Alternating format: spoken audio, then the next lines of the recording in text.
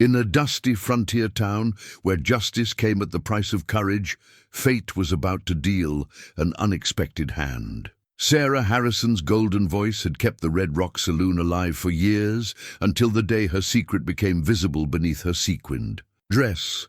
Cast out without a penny by the same owner who'd profited from her talents, she stood alone in the merciless afternoon sun. That's when Jack Cooper heard her final defiant note drift through the saloon's swinging doors. A stranger with honor carved deep as the canyons.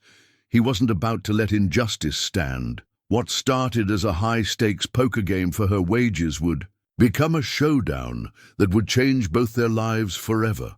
But in a town where cards could turn as quickly as loyalties, would Sarah's protector become something more? The silver locket nestled against Sarah Harrison's collarbone, a constant reminder of the life she'd left behind in Boston. Inside, her parents' faded photograph gazed out at a world they'd never imagined for their daughter. The rough-hewn timber walls of a frontier saloon, so far from the polished concert halls where they dreamed she'd perform. Still, even here, her classical training couldn't be hidden. It emerged in the perfect pitch of her notes, in the way she could make even the coarsest cowboy stop mid-sip to listen. 5 years ago, she'd arrived in this dust-choked corner of the territory with nothing but her voice and the clothes on her back. The East had become unbearable after her parents' passing, the weight of their expectations and the whispers of society ladies too heavy to bear. Out here, she'd thought, a woman could reinvent herself. Red Rock had been little more than a way station then, a collection of weather-beaten buildings huddled against the wind. But the saloon, with its scarred bar and tired piano, had offered something she desperately needed, a stage. Burton Hawley, the owner, had hired her on the spot, his shrewd eyes recognizing that a voice like hers could draw crowds from 50 miles around. He hadn't been wrong. Within months, the Red Rock Saloon had transformed from a dusty watering hole into the crown jewel of the territory. Cowboys would ride for days just to hear her sing, their trail-worn faces softening as she lifted her voice in everything from opera arias to frontier ballads. She'd learned to read her audience, to know when they needed the refined strains of Ave Maria or the rowdy comfort of Buffalo Gals. The ladies of the town had been slower to accept her, their lips pursed at the sight of a well-bred woman performing in a saloon, but Sarah's impeccable manners and genuine warmth had gradually won them over. Now they nodded to her in the street, invited her to their sewing circles, treated her as one of their own. She'd even started giving singing lessons to their daughters, passing on the training that had once seemed wasted in this wild place. Yet lately, something had changed. The morning sickness had begun 3 weeks ago, subtle at first. A wave of nausea during rehearsal, a sudden aversion to the coffee she'd always loved. She tried to hide it, swallowing hard and pressing on through her performances, but her dresses, once perfectly fitted, had begun to strain ever so slightly across her middle. In quiet moments, she'd touch the gentle swell beneath her corset. This secret she carried. The father was long gone, a traveling salesman who'd swept through town with sweet words and empty promises. She'd been foolish, she knew that now. But the child was hers, and out here on the frontier, she'd seen enough strong women raising children alone to know it could be done. If only she could keep performing long enough to build up her savings. The townspeople might forgive an unmarried mother, but they'd expect her to retire from the stage, to fade into respectable obscurity. Burton Hawley would never keep her on once he knew. His mercenary nature was matched only by his rigid sense of propriety when it suited his purposes. Tonight, she prepared for her performance with extra care, smoothing her dark hair into elegant coils, adjusting her mother's locket so it caught the lamplight. The red silk dress she chose had always been lucky, its full skirts hiding any hint of her changing figure. As she stepped onto the stage, the familiar hush fell over the crowd. Her voice rose clear and strong, filling every corner of the saloon with a bittersweet Irish ballad of love and loss. Men removed their hats, women dabbed at their eyes, and for a few precious minutes, the hard edges of frontier life softened into something beautiful. She could almost believe, in moments like these, that everything would somehow work out. But even as the last note faded and the applause thundered, Sarah felt Burton Hawley's suspicious gaze following her every move. His eyes narrowed as she descended from the stage, and she knew with sudden certainty that her time at the Red Rock Saloon was drawing to a close. The thought sent a chill through her that had nothing to do with the evening air. She touched her. Lock it again, a gesture that had become almost unconscious over the years. Inside, her parents still smiled their frozen smile, unaware that their daughter's carefully constructed world was about to crumble. But Sarah lifted her chin and squared her shoulders. She was no longer the sheltered Boston girl who'd fled west, in search of a new beginning. Whatever came next, she would face it with the same strength that had carried her this far. The morning sun hadn't yet cleared the mountains when Sarah arrived at the Red Rock for rehearsal. Piano notes drifted through the floorboards from where old Tom Jenkins was practicing below, his arthritic fingers still finding their way across the keys after 30 years on the frontier circuit. She'd barely reached the top of the stairs when the nausea hit, stronger than ever before. She made it to the washroom just in time, her trembling hands gripping the basin. The face that stared back at her in the spotted mirror was pale, dark circles shadowing her eyes despite her attempts to hide them with powder. She breathed deeply, willing her stomach to settle, knowing Burton Hawley would be arriving soon to review the day's preparations. "Miss Harrison," Martha, the saloon's young cleaning girl, hovered in the doorway. "Mr. Hawley's here early, says he needs to see you right away." Her eyes darted nervously to Sarah's waist, then away. Sarah's heart sank. Martha's glance told her everything. The whispers had begun. She straightened her dress, touched her mother's locket for courage, and made her way to Hawley's office. Burton Hawley sat behind his massive oak desk, a sheet of paper held in his thick fingers. His face, usually ruddy from whiskey and self-importance, had taken on an unfamiliar pallor. Without looking up, he thrust the paper toward her. A letter from Dr. Matthew's wife, who attended the same sewing circle as Sarah. "Seems the good ladies of the town have noticed something interesting about their singing teacher," Hawley said, his voice dangerously quiet. "Tell me it ain't true." Sarah lifted her chin. "I can't do that, Mr. Hawley." The chair scraped against the wooden floor as he stood, his facade of calm cracking. "Do you have any idea what this will do to my business? My reputation? I built this place into something respectable, something that decent folks talk about." "Clear to Denver." "I've helped build it too," Sarah replied, fighting to keep her voice steady. "My voice has filled your coffers for 5 years." "Your voice?" He laughed, a harsh sound like breaking glass. "It was the whole package, the Boston breeding, the class you brought to this place. Now look at you, no better than a—" He stopped himself, but the word hung unspoken between them. Sarah felt the blood drain from her face. The termination notice appeared in his hand as if by magic, already filled out in his precise handwriting. He'd planned this, she realized, had probably been watching, waiting for confirmation of the rumors. "You'll leave today. No final performance. No goodbye to your precious audience. And don't expect any back wages. Consider them compensation for the damage to my establishment's reputation. You can't just—" "I can and I will." His voice turned silky, dangerous. "Unless you'd prefer I make a public announcement about your condition. I'm sure your students' mothers would be fascinated to learn why their daughter's singing teacher is suddenly indisposed." The threat hung in the air like smoke. Sarah's fingers closed around her mother's locket, drawing strength from its familiar contours. Without another word, she turned and walked out of the office, her steps measured, her back straight. She wouldn't give him the satisfaction of seeing her run. In her small room above the saloon, she began to pack her meager belongings.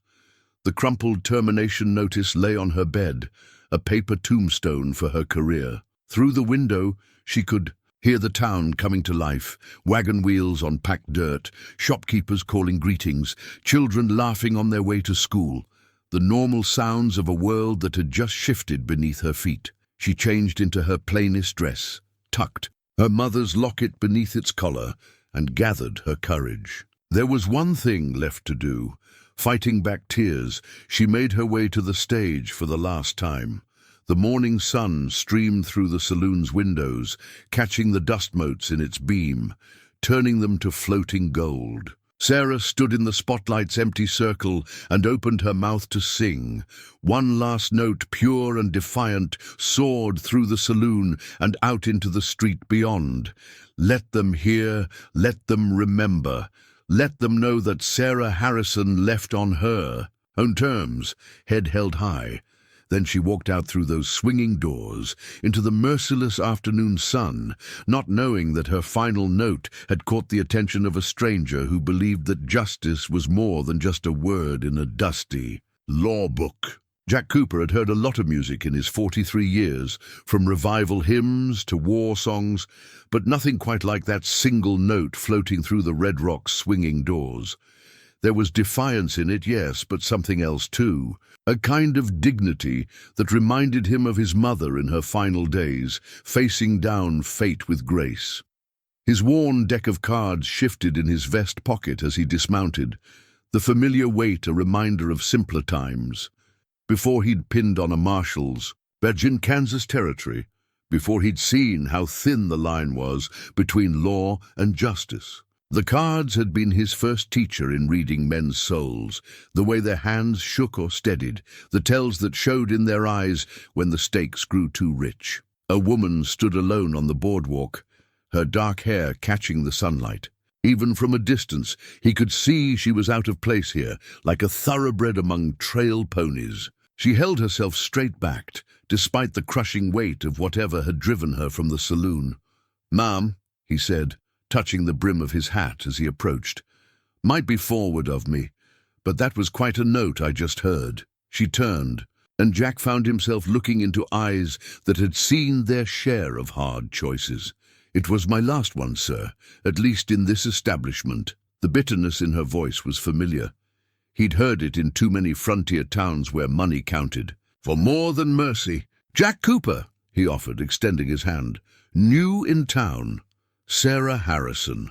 Her handshake was firm, Eastern educated but not afraid of honest work.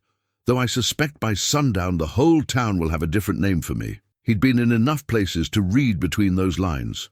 The slight swell beneath her dress told a story he'd seen play out before. Women cast aside when their situations became inconvenient for men with power and pretensions of morality. "Seems to me," he said carefully, "that a voice like yours is worth something in a town like this." A bitter laugh escaped her. "It was worth 5 years of packed houses to Burton Hawley, but not a penny in back wages now that he's found an excuse to turn me out." Jack's hand brushed his cards again, an old habit from days when he'd supplemented his marshal's pay at poker tables across the territory. He'd learned long ago that sometimes justice needed a helping hand, especially in places where the law was more interested in property than people. "Mr. Hawley sounds like a man who enjoys a game of chance," he said, watching her reaction. Understanding dawned in her eyes. "He fancies himself quite the poker player, takes all comers on Saturday nights, though few dare to challenge him any more. He owns too many mortgages in this town." Jack nodded slowly, pieces falling into place. "Then perhaps it's time someone new took a seat at his table, someone with nothing to lose and," he glanced meaningfully at the saloon, "something worth winning." "You don't know what you're proposing," Sarah warned. "Burton Hawley doesn't play fair when the stakes are high." A smile touched Jack's weathered face. "Neither did the men who taught me the game, ma'am. Difference is, I learned to spot a cheat before he could spot me." He reached into his vest and withdrew the deck, cards flowing between his hands like water. They were honest cards, their edges softened by years of use, each mark and crease earned in games where he'd sought justice rather than profit. Unlike the marked deck he'd found in a crooked dealer's boot in Dodge City, or the stripped cards a riverboat gambler had tried to use against him in St. Louis. A man's true character, Jack said, squaring the deck with practiced ease, shows clearest when he thinks he's about to win something that isn't rightfully his. Sarah studied him, weighing his words against whatever calculations were running behind those careful eyes. Why would you do this? You don't know me. Let's just say I've seen enough good people ground down by men like Hawley. Sometimes the law needs a little nudge to find its way to justice. He tucked the cards away. Besides, any man who'd turn out a woman in your condition without her rightful wages deserves to learn a hard lesson about karma. Something shifted in Sarah's expression. Not quite hope, but perhaps its quiet cousin. You should know, Mr. Cooper, that win or lose, associating with me right now might not be good for your reputation. Jack's laugh was genuine this time. Ma'am, I stopped caring about reputations around the same time I turned in my badge. These days I'm more interested in what's right than what's respectable. The sun was climbing higher, and already he could see sideways glances from townsfolk passing by, gossip spreading like wildfire in dry grass. But Jack had lived through worse than whispers. What mattered now was the way Sarah Harrison stood her ground, refusing to be shamed into shadows. If you're serious, she said at last, Hawley will be holding court at his usual table tonight, though I should warn you, the last man who crossed him found himself running from a tar and feather party. Then it's fortunate, Jack replied, that I've always been good at ducking. He tipped his hat again. Now, if you'll excuse me, I believe I need to secure a room at the hotel. Something tells me this evening's entertainment might run late. As he turned to go, Sarah's voice stopped. Mr. Cooper, thank you, whatever happens. Thank you for reminding me that not all men measure justice by the size of their wallets. He didn't turn back, just nodded once, and continued down the street. In his pocket, the cards waited. Tools of a trade he'd thought he'd left behind. But sometimes, he reflected, the past offered up exactly the skills a man needed to right a present wrong. Evening settled over the town like a heavy blanket, bringing with it the kind of sticky heat that made men reach for their drinks more often than usual. Sarah paced the small room at the boarding house where Martha had helped her secure temporary lodging, her fingers worrying the property deed to her former quarters above the saloon, the last thing she'd grabbed before leaving. The paper was worn at the creases now, a reminder of everything she stood to lose. Word of the upcoming poker game had spread through town faster than a prairie fire. Already, crowds were gathering at the Red Rock, drawn by the promise of seeing. Someone finally challenged Burton Hawley's iron grip on the town's entertainment. The stakes weren't just about her back wages anymore.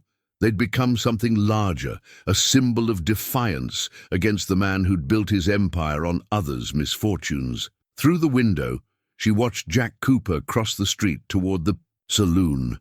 He moved with the easy confidence of a man who'd faced worse odds than a rigged poker game, his vest pocket bulging with the deck of cards he'd shown her earlier.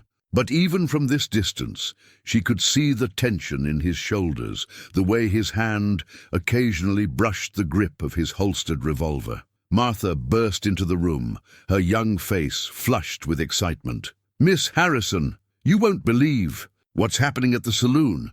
Mr. Hawley's pulled out his private reserve whiskey, the kind he only serves when big money's on the table. And Mr. Cooper, cool as Winter Creek water, Martha reported. He's sitting at the bar, drinking coffee if you can believe it. Some of the boys tried to rattle him with talk about what happened to the last fellow who crossed Mr. Hawley, but he just smiled and kept shuffling those cards of his. Sarah's hand went to her mother's locket, seeking its familiar comfort. "Has anyone mentioned my situation?" Martha's expression softened. "There's talk, of course, but you should hear what Mrs. Peterson said at the general store. Said it was about time someone stood up to Mr. Hawley's bullying ways. Said she hadn't forgotten how he foreclosed on her sister's farm last winter, 2 days after her husband's funeral." The room had grown darker, forcing Martha to light the oil lamp. Its glow caught the gilt edges of the property deed, making the official text shimmer. Sarah had paid dearly for those rooms, saving every spare penny from her performances. Now, they represented more than just a place to live. They were her foothold in a town that had become home, despite everything. "Miss Harrison," Martha hesitated. "Are you going to watch the game?" Sarah straightened her spine, smoothing her skirts, with practiced grace. "No, Martha. I'm going to do something far more important. I'm going to sing." The girl's eyes widened. "But Mr. Hawley said—" "Mr. Hawley fired me from the Red Rock. But there's nothing stopping me from singing on the street outside." A plan had been forming in her mind all afternoon, born of desperation and defiance. Every player needs something to steady their nerves. Let's see how Burton Hawley handles his cards when my voice reminds everyone what he's trying to silence. The boarding house sat directly across from the saloon, its second-floor balcony offering a perfect stage. Already, Sarah could see faces. Turning toward the building, word spreading that something unprecedented was about to unfold. She tucked the property deed into her pocket, a reminder of what she was fighting for, and made her way downstairs. The street had taken on a carnival atmosphere, with townsfolk gathering in knots to discuss the coming confrontation. Many nodded to Sarah as she passed, some offering quiet words of support. Even Thomas Burke, the bank manager who usually crossed the street to avoid saloon women, touched his hat to her. "Before we jump back in, tell us where you're tuning in from.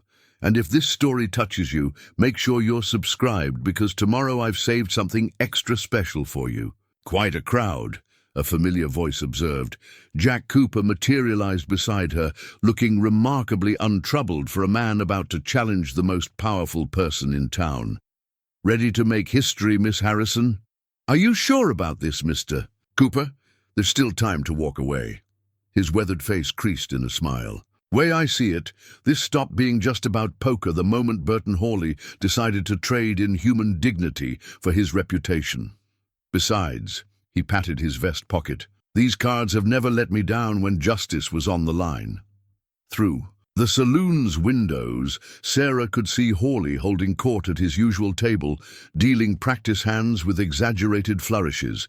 He was putting on a show, demonstrating his supposed mastery of the game, but there was something forced in his movements, a brittleness that hadn't been there before. "He's worried," Jack observed quietly. "Man like that, used to holding all the cards. He doesn't know how to handle someone who isn't afraid of him." He touched the brim of his hat. "Time for me to take my place at the table. You'll know when." "To begin?" Sarah nodded, her throat tight with emotion. "Mr. Cooper, thank you. Whatever happens in there, save your thanks for when justice is done, Miss Harrison." He turned toward the saloon, then paused. "Though I will say, having an angel's voice in my corner certainly can't hurt the odds." She watched him push through the swinging doors, his straight-backed figure briefly silhouetted against the warm light within. Around her, the crowd hummed with anticipation, like an audience before a grand performance. In a way, she supposed, that's exactly what this was, perhaps the most important performance of her life. Sarah took her position on the boarding house balcony, her mother's locket catching the last rays of sunset. Below, faces turned upward, waiting. Through the saloon's open windows, she could see Jack Cooper taking his seat across from Burton Hawley, both men reaching for their cards, as the greatest game in Red Rock's history began. The first notes of Amazing Grace floated through the saloon's windows, pure and clear as mountain water. Burton Hawley's fingers tightened on his cards, his knuckles whitening at the sound, but Jack Cooper merely smiled, letting the familiar hymn wash over him as he squared his deck for the first deal. "Your deal," Hawley ground out, unable to completely mask his agitation. "Unless you'd prefer we close the windows first." "Leave them open," Jack replied mildly. "Way I see it, every good game deserves proper accompaniment." He began dealing with the fluid grace of long practice, each card finding its place with quiet precision. "Stakes as discussed? Miss Harrison's back wages against an equal sum from you?" Hawley's laugh held no humor, plus a little something extra to make it interesting. Winner takes possession of her room's property deed as well. After all, his smile turned cruel, a woman in her condition will need proper lodging. Outside, Sarah's voice rose in the final verse, and Jack noted how the entire saloon had fallen silent to listen. Even the hardened regulars at the bar stood, transfixed, drinks forgotten in their hands. He waited until the last note faded before responding. "I accept your terms, Mr. Hawley, though I should warn you, I found that men who try to profit from a lady's misfortune often discover the price higher than they expected." The first hand was dealt in silence, broken only by the soft whisper of cards against green felt and the murmur of the growing crowd. Jack played conservatively, studying Hawley's technique more than his cards. The saloon owner won with a pair of kings, his satisfaction evident in the way he gathered the small pot. As if on cue, Sarah's voice rose again, this time in a gentle Irish ballad about lost love and redemption. Hawley's mouth tightened, but he dealt the next hand without comment. Jack caught the almost imperceptible pause as the cards left his opponent's fingers, the slight hesitation that suggested familiarity with their backing. 3 hands later, Jack had confirmed his suspicions. Hawley's deck was marked. Subtle scratches on the high cards that could only be seen at certain angles. It was clever work, the kind that had separate many a fool from his money, but Jack had learned from craftier dealers than Burton Hawley. The pot grew steadily as they played, drawing whistles from the onlookers when Hawley added a stack of banknotes to match Jack's bet. Outside, Sarah had switched to Danny Boy, her voice carrying all the longing and hope of the ancient tune. More than one weather-beaten face in the crowd showed traces of tears. "Interesting choice of songs," Hawley commented, trying to rattle his opponent. "Though I suppose bastard children are a common enough theme in Irish music." Jack's expression didn't change as he called the bet. "Funny thing about music, Mr. Hawley, it has a way of revealing truth, both in those who make it and those who try to silence it." The next hand brought a dramatic shift. Jack's cards, dealt from his own worn deck, gave him 3 queens. Hawley's tell, a slight twitch at the corner of his mouth, suggested a strong hand as well. The betting grew fierce, the pile of money on the table reaching a sum that made spectators gasp. "All in," Hawley announced finally, pushing forward a stack of bills. "Plus this." He added a folded document that Jack recognized as Sarah's wage receipts. "Time to end this farce." Jack took his time studying his opponent, noting the confidence that bordered on arrogance. 5 years of controlling this town had made Burton Hawley sure of his invincibility. That kind of certainty made men careless.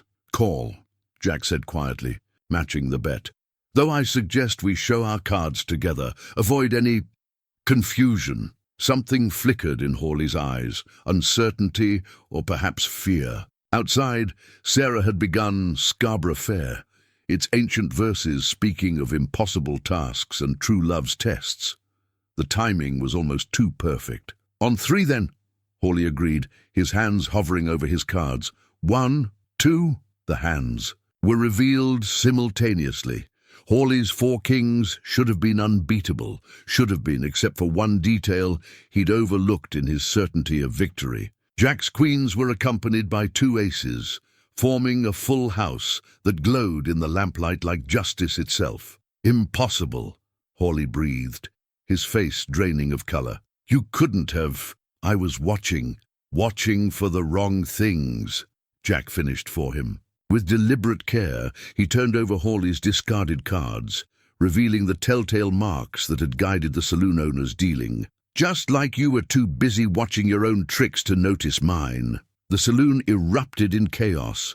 Men who had lost fortunes at Hawley's table surged forward, their faces dark with recognition and rage. But Jack's voice cut through the tumult like a knife. "Before anyone does anything hasty, let's remember that justice works better without violence." He gathered the wages and property deed with careful precision. "Though I do suggest, Mr. Hawley, that you might want to consider an extended vacation." Somewhere the air is fresher, and the memory of tonight's revelations might fade. Through the windows, Sarah's voice soared in one final triumphant verse. The sound seemed to break whatever spell had held Hawley in his chair. He stood knocking over his whiskey and fled through the back door without another word. Jack pocketed the documents and stood, touching his hat to the stunned crowd. "Evening, folks. I believe there's a lady outside who's earned herself quite an encore." The town marshal's badge caught the lamplight as its owner pushed through the crowd, gathering outside the Red Rock. Marshal Henry Wade had served the territory for 15 years, and the deep lines around his eyes suggested he'd seen enough of human nature to last several lifetimes. He paused at the bottom of the boarding house steps, looking up at Sarah with an expression that mingled respect with concern. "Miss Harrison," he called, his voice carrying over the excited murmur of the crowd. "Might be best if you came down. Now, seems we've got some matters to sort out." Sarah descended with quiet dignity, her heart hammering beneath her composed exterior. Jack Cooper emerged from the saloon at that moment, and she noticed how he positioned himself casually between her and any potential threat. The crowd parted around them like water around stones. "Mr. Cooper." The marshal's weathered hand rested meaningfully on his holster. "I understand there's been some excitement regarding marked cards and certain accusations against Mr. Hawley." "No accusations, Marshal," Jack replied evenly. "Just facts witnessed by half the town. Though if you're looking for Mr. Hawley himself, I believe he's currently testing the speed of his horse in an easterly direction." A ripple of laughter ran through the crowd, quickly silenced by the marshal's stern glance. But Sarah didn't miss. The slight twitch at the corner of his mouth quickly suppressed. "That's so?" Wade scratched his chin thoughtfully. "Interesting timing. Him leaving right when evidence of cheating comes to light. Evidence that might explain some other complaints I've had over the years." He turned to the gathering. "Tom Jenkins, you still got those markers Hawley won off you last winter?" The old piano player stepped forward, arthritis forgotten in his excitement. "Got every one, Marshal. Kept 'em to remind myself of my foolishness." "And you, Wilson, still got records of that land deal that seemed so peculiar?" The bank clerk nodded vigorously. "Every document, sir. Though I never could prove anything was amiss." The marshal's badge gleamed as he shifted his weight. "Well now, seems to me we might have ourselves a situation that needs proper documentation. Miss Harrison, those wage receipts Mr. Cooper won back, I trust you can verify their authenticity." Sarah touched her mother's locket for courage. "Everyone, Marshal, I kept careful records of what I was owed." "Course you did." Wade's face softened momentarily. "Always knew you were different from the usual saloon crowd, Miss Harrison. Though, if you don't mind my saying, seems like that difference goes deeper than just your singing." The crowd had grown larger, townspeople drawn by the commotion. Sarah saw faces she recognized: the minister's wife who had attended her concerts, the shopkeeper who had always given her fair prices, the schoolteacher who had sought her help. With the children's Christmas pageant, none showed the condemnation she had feared. "Marshal," Jack spoke up, "I believe I can help with the documentation." From his vest, he produced not just the wage receipts and property deed, but several sheets of paper covered in precise handwriting. "Been following Mr. Hawley's activities for a while now. Amazing what people will tell a stranger passing through, especially one who knows the right questions to ask." Wade took the papers, examining them in the lamplight. His eyebrows rose steadily as he read. "Well now, this is thorough work, almost like it was done by someone with law enforcement experience. You might say I learned from the best, Marshal Wade." Jack's smile held a hint of old memories. "Though it's been a few years since I carried a badge of my own." Understanding passed between the two men. The marshal folded the papers carefully and tucked them into his vest. "Miss Harrison, seems to me you've got yourself a solid claim to back wages and legal ownership of your rooms. Might take a few days to process everything proper-like, but I don't see any reason you can't return to them tonight." He paused, choosing his next words carefully. "As for other matters, This town's seen its share of new beginnings. Reckon we can handle one more." Relief washed over Sarah like a cool breeze. She felt tears threatening, but held them back, years of performance training helping her maintain composure.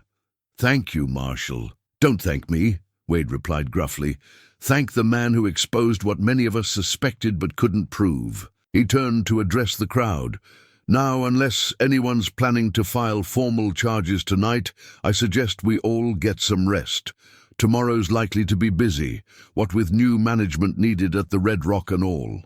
The crowd began to disperse, but not before several people approached Sarah with quiet words of support. Mrs. Peterson squeezed her hand and whispered something about knitting lessons. The minister's wife mentioned church choir practice.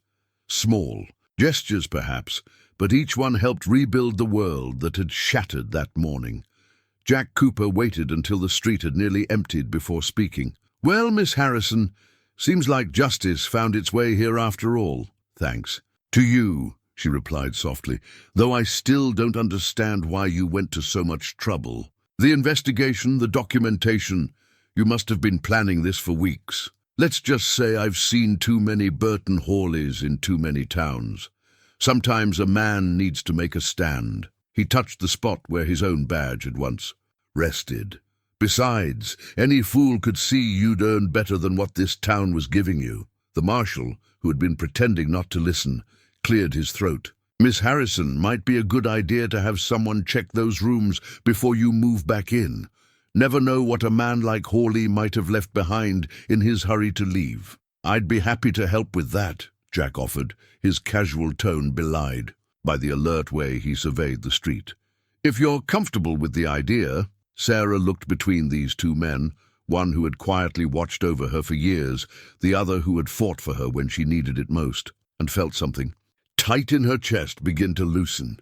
"I'd appreciate that very much, Mr. Cooper." As they walked toward the Red Rock, the marshal's badge catching occasional glints of lamplight behind them, Sarah realized that for the first time since morning, she was thinking about tomorrow with hope instead of fear. Dr. Matthews adjusted his spectacles as he read over the examination notes, his careful handwriting filling the medical letter that would become part of Sarah's permanent record. The morning sun streamed through his office window, warming the worn floorboards and giving everything a gentle glow.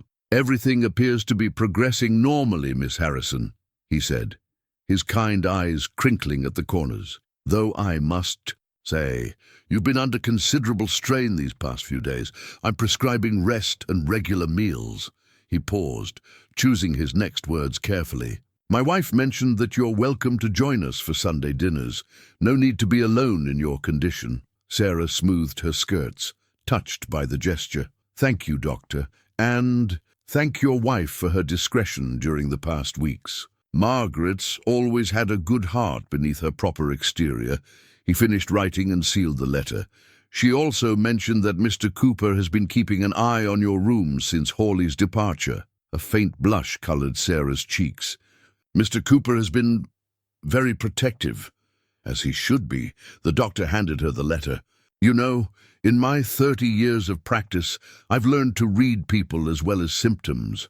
That man has the look of someone who's found a purpose he didn't know he was seeking." Outside, the town was coming to life. Sarah could hear the familiar sounds of wagon wheels and morning greetings, but they seemed different now, warmer, more welcoming. The scandal she'd feared had transformed into something unexpected: respect for her courage, admiration for Jack's defense of her honor. "The town's changing," she observed softly. "Towns, like people, sometimes need a good shake-up to show their true character." Dr. Matthews smiled. "Speaking of which, I hear the Red Rock's ownership is being put to a town council vote tomorrow." "Marshal Wade's idea," Sarah confirmed. "He thinks the saloon should benefit the community that helped build it." "And the singing?" The doctor's eyes twinkled. "I trust we haven't heard the last of your voice?" For the first time in days, Sarah felt the future opening before her like a bright road. "No," she said firmly, "you haven't, though perhaps in a somewhat different venue." As she left the doctor's office, letter in hand, She saw Jack Cooper waiting across the street, pretending to be absorbed in the general store's window display. He'd been doing that a lot lately, appearing casually wherever she happened to. B, never imposing, but always present if needed. Their eyes met briefly in the morning light, and Sarah touched her mother's locket, thinking how strange it was that sometimes the worst moments in life could lead to the best beginnings. The wanted poster was yellowed with age, its edges frayed and soft from being folded and unfolded countless times. Sarah found it while helping Martha clean the Red Rock's back office, tucked behind a shelf where Hawley had kept his private papers. The sketch was cruder than the man she knew, but Jack Cooper's eyes were unmistakable, even in charcoal strokes. U.S. Marshal Jack Cooper, she read quietly, wanted for questioning in connection with the death of Judge William Harrison, Kansas. Territory, 1868. Her fingers traced the words, feeling the raised texture of the printing press. Reward offered for information leading to his whereabouts. Figured that would turn up eventually. Jack's voice came from the doorway, making her start. He stood there looking tired, older somehow in the shadowed light. Wasn't sure if you'd recognize me without the mustache. Sarah carefully smoothed the poster. Were you going to tell me? Yes. He moved into the room, his boots quiet on the wooden floor. Though I'd hoped to choose the timing myself. That poster, it doesn't tell the whole story. Does it ever? She gestured to a chair, and he sat, his usual easy grace tempered by the weight of memory. Judge Harrison was corrupt, Jack began, his voice low and controlled. He'd been selling verdicts to the highest bidder, sending innocent men to prison while letting murderers walk free. I spent months building a case against him, all proper and legal-like. His laugh held no humor, right up until I found my key witness hanging from a cottonwood tree. Sarah waited, letting him find his words. The judge's men caught up with me outside Dodge City. There was a fight.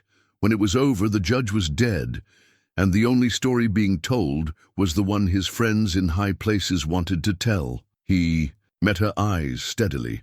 I didn't murder him, Sarah, but I couldn't prove that without getting a lot of good people killed. So, you turned in your badge, left it on my deputy's desk with my resignation, spent the next few years drifting, using what I'd learned about human nature to make a living at cards. His hand went to his vest pocket, where his deck always rode. Started looking for places where the law needed a little help finding its way to justice. Sarah studied the poster again, seeing it with new eyes, like a saloon singer wronged by a powerful man. Maybe I saw a chance to make up for past failures. He stood, moving to take the poster from her hands. I'll understand if this changes things.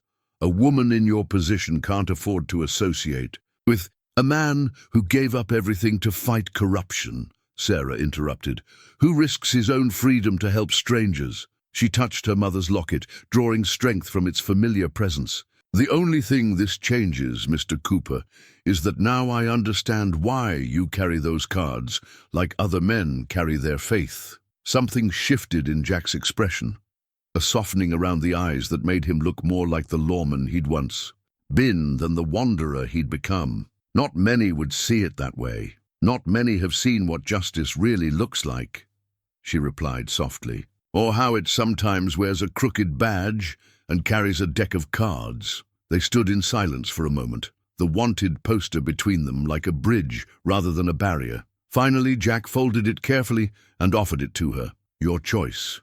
What to do with this? I've learned to trust your judgment. Sarah took the poster, walked to the pot-bellied stove in the corner, and fed the paper to the flames. The past has its place, she said, watching the edges curl and blacken, but so does the future. As the poster turned to ash, Sarah could have sworn she saw tears in the eyes of the man who had risked everything to defend her honor. But when he spoke, his voice was steady as ever. Speaking of the future, I hear the town council's looking for someone to manage this place proper-like. Someone who knows music and can spot a cheat at 50 paces. A smile tugged at Sarah's lips. Sounds like they need a partner who knows how to sing and isn't afraid of new beginnings. The dinner receipt from Emma's cafe lay between them on the checkered tablecloth, its precise handwriting detailing their first proper meal together. Sarah had insisted on paying her share. No charity, Mr. Cooper, and Jack had respected that, understanding how important independence was to a woman who'd fought so hard for hers. "Tell me about Boston," he said, watching how the late afternoon sun caught the auburn highlights in her hair. "What makes a society lady trade concert halls for saloon stages?" Sarah traced the edge of her coffee cup, considering her words. "After my parents died, the society ladies started visiting with their eligible sons in tow, all very proper, very concerned about my welfare." Her smile held a touch of irony. What they really wanted was my father's library and mother's social connections. The music they tolerated, as long as it stayed safely amateur. But you wanted more. I wanted to sing without apologizing for loving it, to earn my way instead of being somebody's ornamental wife. She squared her shoulders. So I took my inheritance, bought a train ticket west, and never looked back. Until now, I hadn't realized how much of that Boston girl was still inside me, wanting to prove herself. Jack nodded toward the kitchen where Emma, the cafe's owner, was humming one of Sarah's songs while she worked. "Seems to me you've proved yourself just fine. This town's different since you arrived, got more music in its soul." "And what about you?" Sarah asked softly. "What makes a U.S. Marshal trade his badge for a deck of cards?" "Same thing that made you leave Boston, couldn't live with compromise." He pulled out his cards, letting them flow between his fingers in that mesmerizing way of his. "Law's supposed to protect people, not privilege. When I couldn't make it work with a badge, I found another way." Their eyes met over the cards, understanding flowing between them. They were both exiles of a sort, searching for authenticity in a world that preferred comfortable lies. "The town council meets tomorrow," Sarah said, changing the subject, "to discuss the Red Rock's future. Marshal Wade seems confident they'll vote for community ownership. Lot of folks lost money to Hawley over the years. They're keen to see the place run honest." His hands stilled on the cards. "You planning to stay on?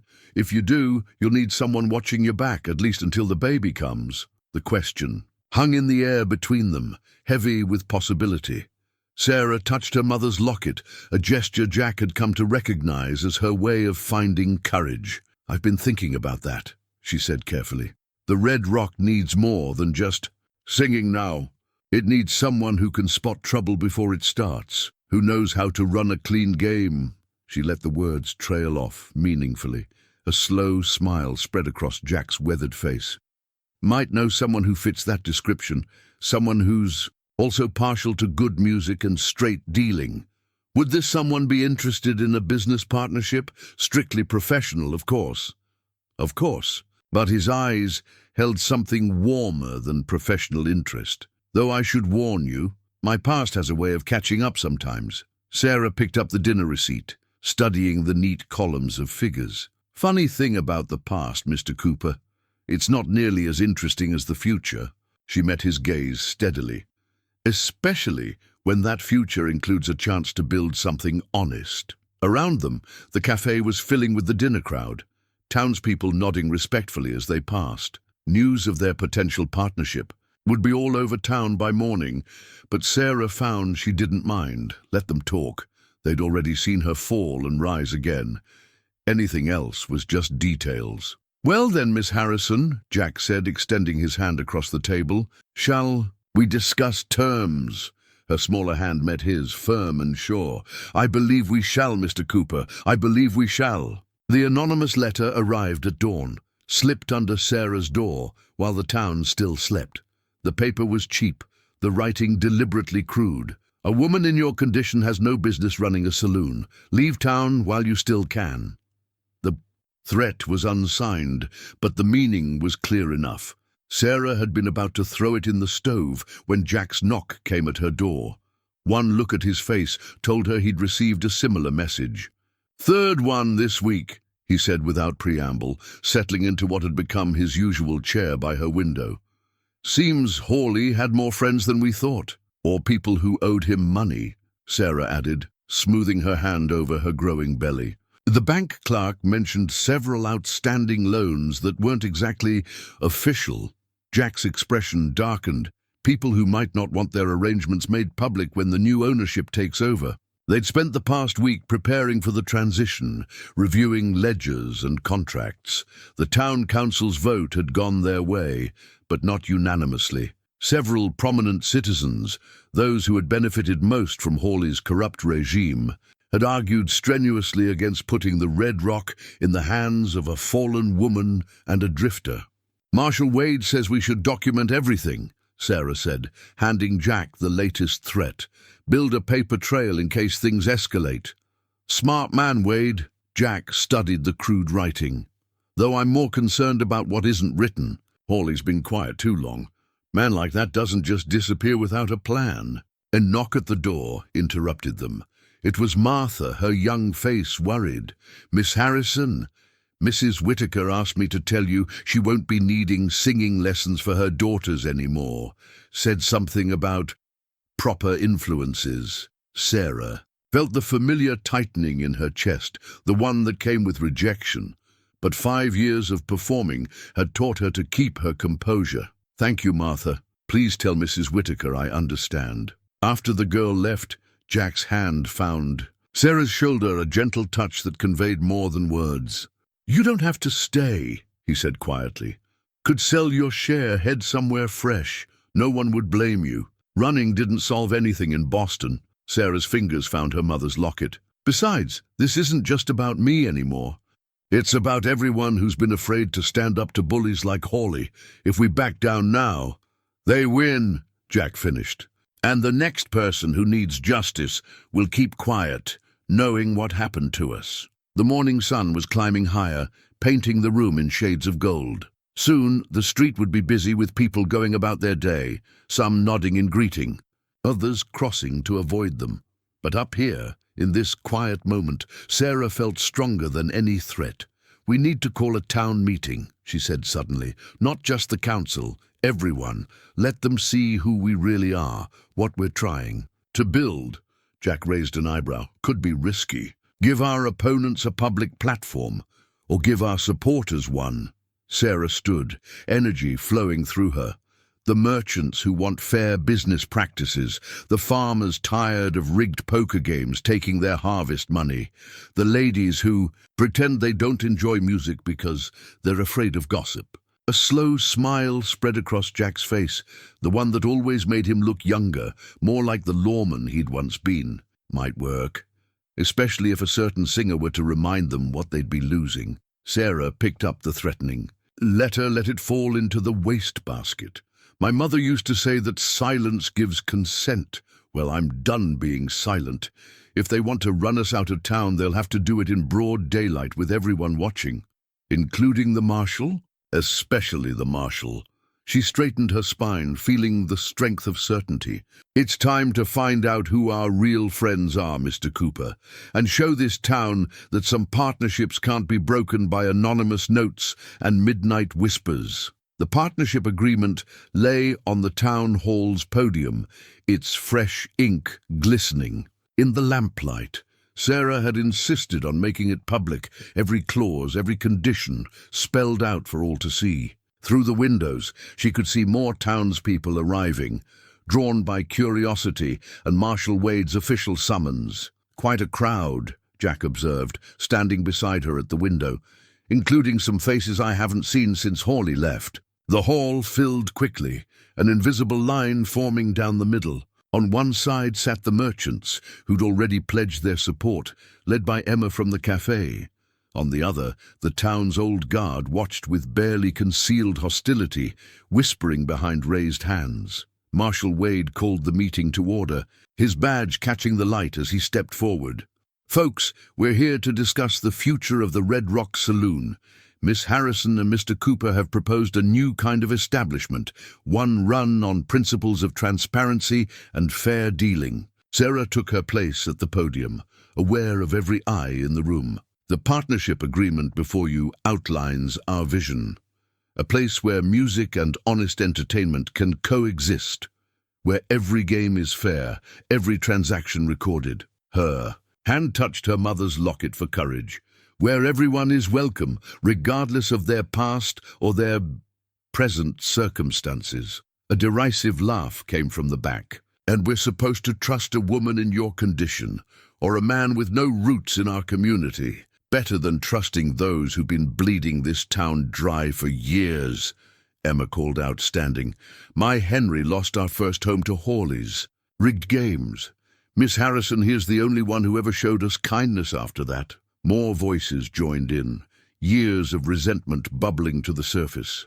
Stories of lost farms, ruined reputations, and stolen dreams filled the hall. Through it all, Jack stood quietly beside Sarah, his presence solid as a mountain. Then Thomas Burke, the bank manager, cleared his throat. "I have records of what really happened under Hawley's management." He pulled a leather folder from his coat. "Been keeping them secret out of fear. But maybe it's time for truth." The partnership agreement seemed to glow on the podium as Burke began reading.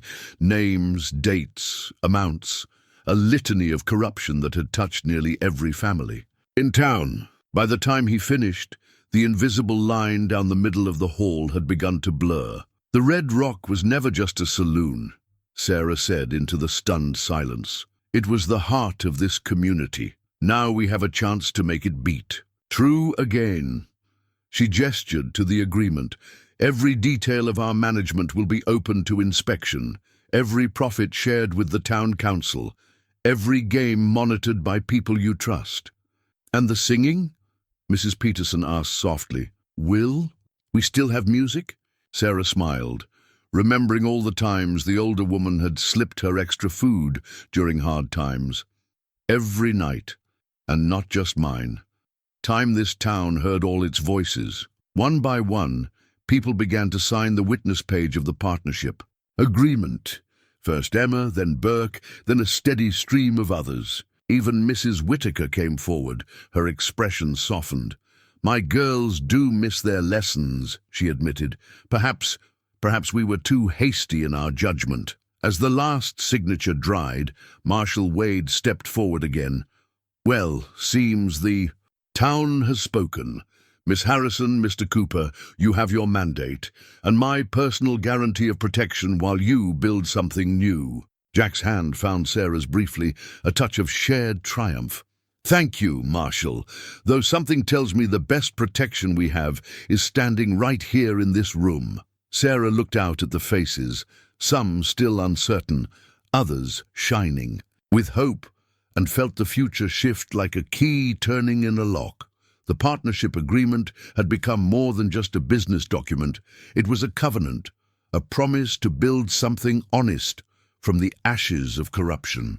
"Well then," she said, her voice carrying to every corner, "shall we begin?" The construction plans for the Red Rock's renovation were spread across the saloon's bar, held down by glasses of lemonade Emma had insisted on bringing over. Sarah traced the neat pencil lines showing where the new stage would be, larger than before, with proper lighting and acoustics designed by a traveling theatre man who'd taken an interest in their project. "Tom Jenkins says his nephew can start on the framework tomorrow," Jack said, making another note in the margins. "Though we'll need to shore up that west wall first." Sarah nodded, one hand absently rubbing her expanding belly. 6 months along now, and the town's attitudes had shifted as steadily as her figure.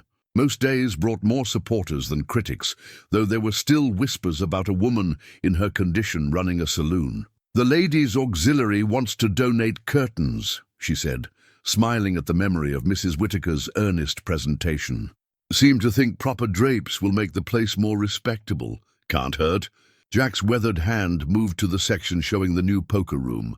"Though respect's more likely to come from these changes. Raised tables, better lighting, clear sight lines for the marshal's deputies. No more dark corners for cheating." The plans had become their shared vision, growing more detailed with each passing day. The Red Rock would be more than just a saloon, a true gathering place, with space for concerts, community meetings, even the occasional church social when the minister's wife could convince her husband that music wasn't inherently sinful. A shadow fell across the papers. "Miss Harrison, Mr. Cooper." It was Thomas Burke, the bank manager, looking nervously over his shoulder. "There's something you should know. Hawley's been seen in Denver. Sarah felt Jack tense beside her, though. His voice remained casual. Lot of people in Denver. He's been meeting with men, the kind that carry guns for hire. Burke twisted his hat in his hands. And he's been asking questions about the Red Rock's renovation schedule. The construction plans seem to mock them now, their neat lines and optimistic notes suddenly fragile. Sarah's hand went to her mother's locket, finding strength in its familiar weight. "Thank you, Mr. Burke," she said quietly. "We appreciate the warning." After the banker left, Jack's hand covered hers where it rested on the plans. "We could postpone the work. Wait until the baby comes, when things are more settled. And let fear win?" Sarah shook her head. "That's what he wants, to keep us looking over our shoulders, wondering when he'll strike." "Sarah." Jack's use of her first name caught her attention. "I've seen what men like Hawley do when they're cornered. This isn't just about the saloon anymore. It's about his reputation, his power. He won't come at us straight. He'll look for weakness." As if to emphasize his point, there was a crash from the street. They rushed to the window to see their new delivery of lumber scattered across the road, the wagon driver apologizing profusely about his accidentally broken brake line. "See?" Jack's voice was grim. "It begins." But Sarah was already moving, her spine straight as a prairie wind. "Then help me gather these plans, Mr. Cooper. We'll need them when we meet with the town council tonight." "The council? What for?" She turned, and in her eyes was the same fire that had sparked that final defiant note on the day they met. "Because if Hawley wants a fight, we'll give him one. But this time, we'll have the whole town at our backs." Jack studied her for a long moment, then carefully rolled up the construction plans. "You know, Miss Harrison, I'm beginning to think Hawley has no idea what he's up against."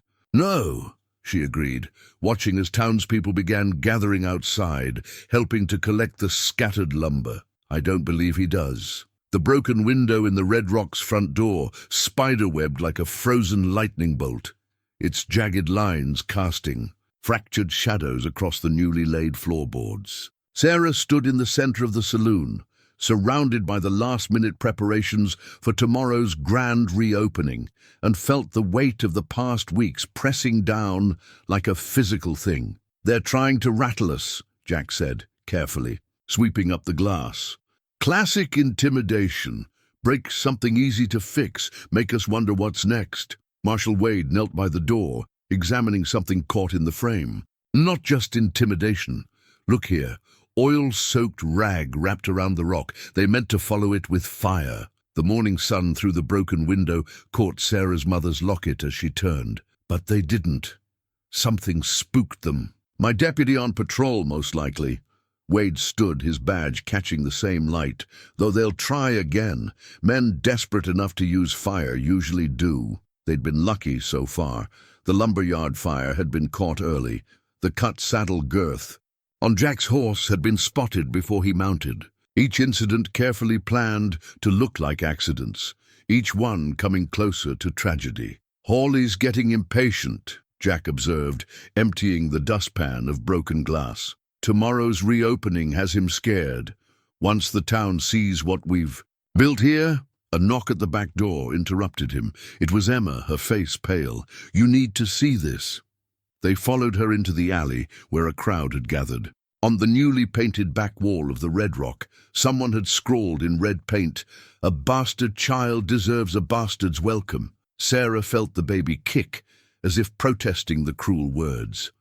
Around her she heard the angry murmurs of the townspeople, who'd come to help with the final preparations. Merchants, farmers, ladies from the sewing circle, all of them watching her reaction.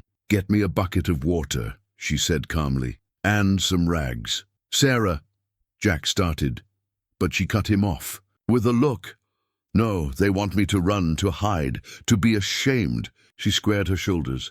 "Then they don't know me very well." She was scrubbing at the paint when she heard the horses approaching. 6 riders, led by a familiar figure whose well-cut coat couldn't quite hide the desperation in his bearing. "Well, well," Burton Hawley called out, his voice carrying down the alley. "Quite a gathering for a failed business." "The Red Rock's not failed," Sarah replied without turning. "In fact, we're opening tomorrow. You're welcome to attend, assuming you can behave like a gentleman." A horse's hooves scraped against stone as Hawley dismounted. "It's not too late to be reasonable, Sarah. Sell back to me, take a tidy profit, and leave with your reputation intact." Now she did turn, letting him see her unbowed stance, her hand resting proudly on her swollen belly. "My reputation? You mean the one you tried to destroy, the one this town has chosen to embrace instead of condemn?" "Choices can change." Hawley's hand moved to his coat pocket, especially when people are reminded of the consequences of poor decisions. The sound of a revolver being cocked echoed in the alley. Jack stood in the saloon's doorway, his stance easy, but his eyes hard as granite. "Funny thing about consequences, Hawley. They tend to work both ways." Marshal Wade materialized from the crowd, his badge gleaming. "This is your last warning, Burton. Leave town now, while you still can." But Hawley's desperation had curdled into something darker. "Or what, you'll arrest me? For what crime? Coming to make a business proposition?" "How about attempted arson?" Wade's voice carried to the street beyond. "Vandalism? Conspiracy to commit murder? Mr. Burke's been quite helpful in documenting your recent activities in Denver." The tension in the alley drew tight as a fiddle string. Hawley's hired guns shifted uneasily, reading the mood of the growing crowd. One of them muttered something and turned his horse, melting away into the street. Then another. "You're finished here," Sarah said quietly, still holding her scrub brush like a scepter. "This town's moved beyond men like you." For a moment, she thought Hawley would go for his gun anyway, choose violence over humiliation. But in the end, he was what he'd always been, a coward draped in borrowed power. "This isn't over," he spat, swinging back into his saddle. "Yes," Jack said from the doorway, his gun still trained steady.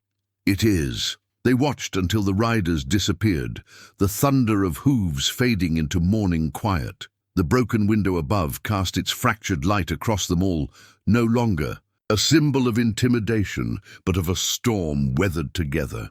The new Red Rock Saloon sign caught the evening light like a jewel, its freshly painted letters promising fine entertainment and fair gaming to all who entered. Sarah stood in the doorway, taking in the transformed space, the gleaming bar, the raised stage with its proper curtains, the well-lit poker tables where Jack was teaching some of the younger deputies the finer points of spotting a cheater. "Everything's ready," Martha announced, practically bouncing with excitement.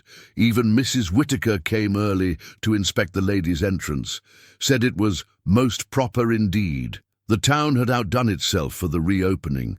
Fresh flowers from the Petersons' greenhouse decorated every table. Emma's kitchen had prepared enough food to feed 3 counties. Even the minister had agreed to attend, though he still insisted on calling it a community gathering hall rather than a saloon. "Miss Harrison," Tom Jenkins called from the piano. "Ready when you are." Sarah touched her mother's locket, remembering that first defiant note she'd sung in this room so many months ago. Now, at 7 months along, she had to adjust her stance a bit, but her voice remained as strong as ever. The doors opened, and people began flowing in, not just the usual crowd, but families, church ladies, merchants who'd never set foot in a saloon before. Marshal Wade stood by the door, his badge polished for the occasion, nodding approval at the orderly nature of it all. "Quite a change," Jack said softly, appearing at her elbow. "Though some things remain the same." He nodded toward her locket. "Still finding your courage in that little piece of home?" "Finding it in more places these days," she replied, watching the room fill with faces that had become more than just neighbors. "In every person who helped us rebuild, in every hand that lifted a hammer or held a brush." As if to emphasize her point, Thomas Burke arrived with his wife, both of them beaming. The bank manager had been instrumental in exposing Hawley's financial misdeeds, leading to warrants being issued in 3 territories. "Time for the first song?" Jack asked, offering his arm. Sarah took it, letting him guide her to the stage. The new spotlight, properly positioned and carefully adjusted, felt like warm sunshine on her face. She looked out at the gathered crowd, Emma wiping happy tears, Mrs. Whitaker trying not to look too pleased, the minister actually smiling, and knew exactly what to sing. The first notes of Amazing Grace filled the room, but not as a hymn of sorrow or redemption. This was a song of triumph, of community, of second chances earned through courage and determination. Other voices began joining in, hesitant at first, then stronger. Even the minister added his baritone to the chorus. When the song ended, Jack stepped forward. "Welcome to the new Red Rock," he said, his voice carrying to every corner. "Where every game is honest, every song true, and every person welcome to make a new beginning." The crowd's applause was like thunder, washing away the last echoes of Hawley's threats. Sarah saw Jack's hand drift to his vest pocket, where his cards still rode. But they weren't weapons anymore, just tools for honest entertainment. As the evening flowed on, Sarah moved through the crowd, accepting congratulations and sharing joy. She noticed how naturally Jack handled the gaming tables. His former marshal's authority now turned to ensuring fair play. How easily the townspeople mixed. Ranchers and merchants, ladies and laborers, all finding common ground in music and fellowship. "Quite a thing you've built here," Marshal Wade observed, joining her by the bar. "More than just a saloon, a proper gathering place." "We all built it," Sarah corrected, her hand resting on her belly where new life kicked in time with Jenkins' piano playing. "Every person who chose hope over fear, community over division." The marshal's badge caught the lamplight as he nodded. "Sometimes justice wears a fancy dress and sings like an angel." Sarah laughed, feeling the baby kick again. "And sometimes it carries a deck of cards and believes in second chances." Through the windows, she could see more people arriving, drawn by the music and laughter. The Red Rock's light spilled out into the street, a beacon of welcome in the gathering dusk. Tomorrow would bring new challenges, but tonight was for celebrating how far they'd come and how far they could still go together. The marriage license lay on Marshal Wade's desk, its official letterhead catching the morning sun. Jack's signature was already there, written in the same steady hand that had once filled out arrest warrants and court documents. Now Sarah held the pen, her mother's, locket warm against her skin. "You're sure about this?" the marshal asked, more as a friend than an official. "No one would think less of you for waiting until after the baby comes." Sarah's response was to sign her name with a flourish. "Some things you don't need to wait on, Marshal. Not when you're as sure as sunrise." Jack's hand found hers as Wade added his official seal. They'd kept their courtship quiet, letting actions speak louder than words. But everyone had seen it growing, in the way they moved around each other at the Red Rock, in shared glances and gentle touches, in the gradual transformation of Mr. Cooper and Miss Harrison to simply Jack and Sarah. "Well then, Wade," said, standing, "by the authority vested in me by the territory, and with God as my witness, I now pronounce you man and wife." The kiss they shared was brief but tender, witnessed only by the marshal and the morning sun. Outside, the town was coming to life, wagons rolling, shopkeepers opening their doors, the smith's hammer already ringing against his anvil. "Ready to face your public, Mrs. Cooper?" Jack asked, offering his arm. Sarah touched her locket one. "Last time, remembering all the moments that had led to this one." "More than ready, Mr. Cooper. We have a saloon to run, music to make, and a family to build."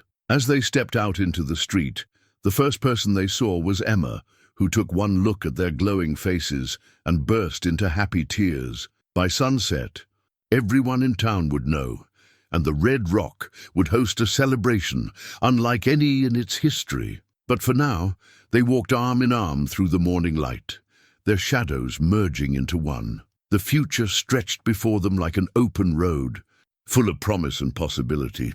And somewhere in the distance, they could hear the faint strains of a new song beginning, The family portrait captured a moment of perfect happiness.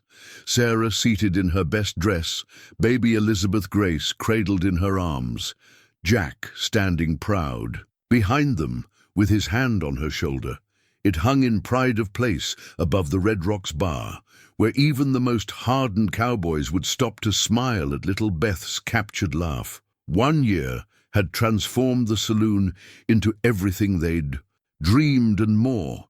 Every Saturday night Sarah still sang, her voice somehow richer for the joy in her life. Jack ran the cleanest poker games in 3 territories, his reputation for fairness drawing players who valued honest dealing over easy winnings. "Mama! Papa!" Beth's voice carried from where she played in her corner behind the bar, carefully, watched by Martha while Sarah prepared for the evening's performance. "She's got your voice," Jack observed, scooping up their daughter. "And your spirit, and your sense of justice," Sarah added, watching Beth solemnly sharing her toys with the stable-hand's son. Remember how she wouldn't stop crying until Mrs. Whitaker apologized to Emma for that unkind remark. The portrait caught the late afternoon sun, making their faces glow with remembered happiness. But the reality was even better. A family, built on trust and courage, a business founded on honesty and music, a community that had learned to see beyond appearances to the truth of human hearts. Sarah touched her mother's locket, now carrying a tiny photograph of Beth alongside her grandparents. Some legacies, she had learned, were meant to grow richer with time. Sarah's journal lay open on the Red Rock's piano, its pages filled with the story of how a singer and a former lawman had found justice, love, and a future in each other. She often wrote in it during quiet afternoons, preserving memories for Beth to read someday. "Some people say music has no place in a proper town," she wrote, "but I've learned that songs can build bridges between hearts, just as honest dealings can forge bonds between strangers.